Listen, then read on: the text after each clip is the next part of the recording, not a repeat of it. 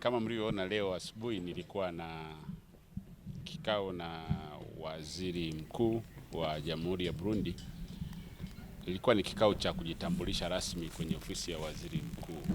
Kama mtakavyokuwa mnafahamu, mimi ni balozi wa Tanzania nchini Burundi ambaye ni mgeni.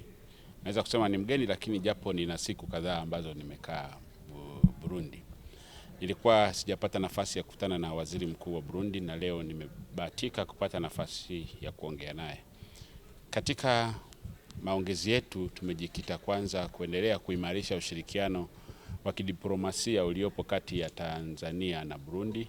Na kama mnavyofahamu, Tanzania na Burundi ni nchi jirani lakini ni ndugu.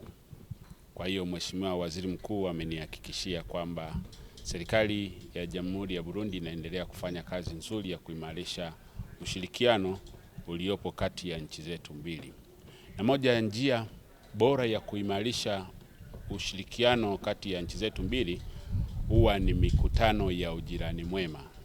Kama mnafahamu au kama ambavyo mtakuwa mnafahamu, ni kwamba mikoa yetu iliyopakana na Burundi na Tanzania, kati ya mikoa ya Kigoma na mikoa ya Makamba, huwa inakuwa na mikutano ya ujirani mwema kila mwaka. Good neighborhood meetings tunaita kwa Kiingereza. Mikutano hiyo imeimarisha sana ushirikiano na imekuwa ikijadiliana mambo mengi sana ambayo yanagusa sehemu zote mbili za mipaka, kwa maana kwamba biashara ya watu wanaotoka Burundi kwenda Tanzania na wanaotoka Tanzania kuja Burundi. Lakini jambo kubwa la msingi ambalo wanalifanya kwenye ile mikutano ni kutatua changamoto zozote ambazo zinaweza kuhatarisha usalama kati ya watu wanaoishi kwenye mipaka.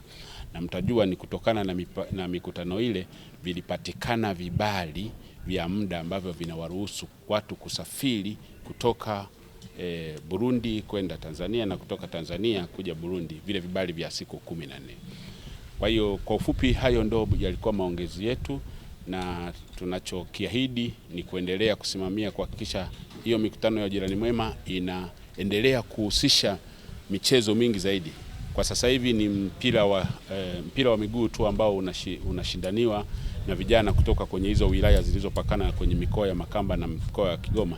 Sasa tunafikiria kwamba pengine baada ya uchaguzi mwaka huu ambako kutakuwa kuna magavana wote, sasa tufikirie kwamba tuhusishe michezo mingi zaidi ili tujenge umoja na mshikamano kati ya vijana wetu na waendelee kuwa ndio walinzi wa amani kwenye mipaka yetu.